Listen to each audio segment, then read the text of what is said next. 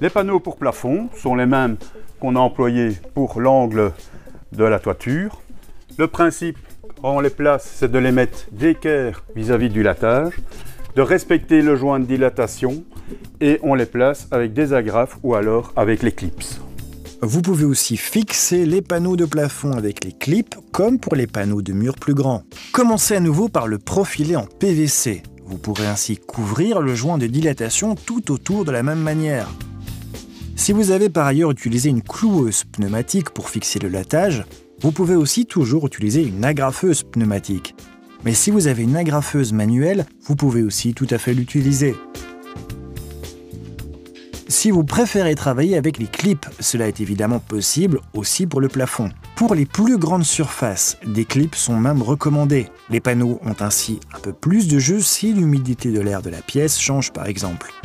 Si vous avez une pièce avec une humidité de l'air élevée comme une salle de bain, vous avez intérêt à prendre des panneaux en MDF hydrofuge. Ils sont reconnaissables à leur cœur vert. Les aides sont bien utiles ici aussi. Lorsque vous placez la pièce de guidage, vous pouvez même lâcher un peu le panneau que vous posez.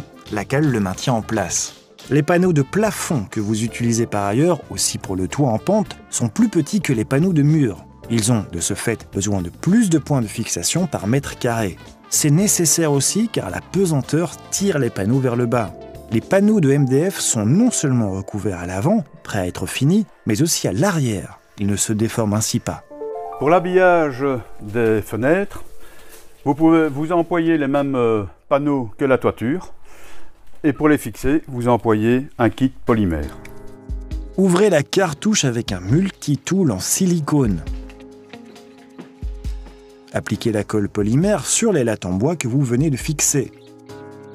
Le polymère adhère au MDF comme au bois. Placez alors les panneaux au niveau du logement de la fenêtre de toit.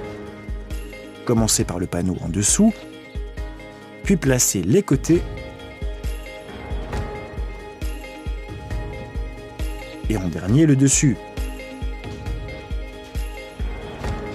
Posez un peu de ruban adhésif de peintre pour maintenir temporairement le panneau supérieur en place jusqu'à ce que la colle ait durci.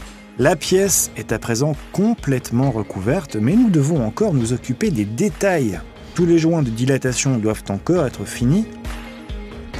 Au niveau du raccord du mur d'accent, nous utilisons une moulure à clipser. Celle-ci se pose facilement. Il suffit de la couper sur mesure et de la placer dans le profilé en PVC. Le joint de dilatation et toutes les vis sont ainsi cachés d'un coup. Faites ceci tout autour du mur d'accent, au niveau du mur comme du plafond. Avec une cale de frappe, vous pouvez éventuellement enfoncer la moulure plus loin à sa place. Vous couvrez le joint de dilatation entre le mur vertical et le toit en pente avec une moulure pliable. Sciez-la sur mesure dans votre boîte à onglets.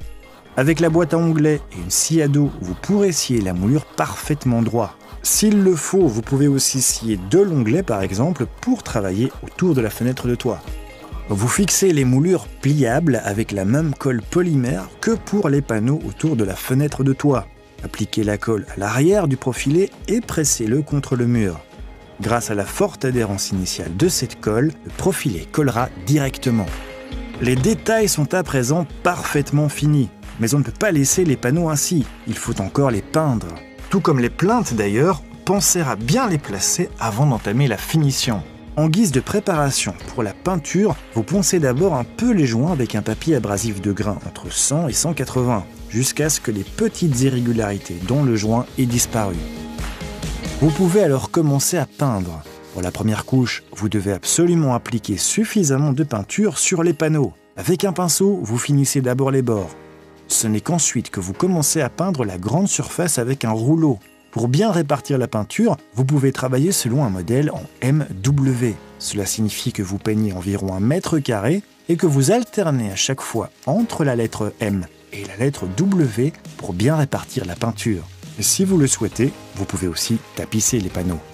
Une fois la première couche complètement sèche, vous appliquez encore une seconde couche. Procédez de la même manière, finissez d'abord les coins avant de vous attaquer à la grande surface.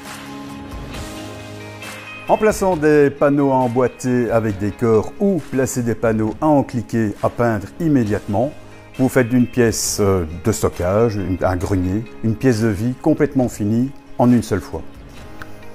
Si vous avez raté l'émission, vous pouvez toujours la revoir sur doobit.be et moi je vous retrouve la prochaine fois.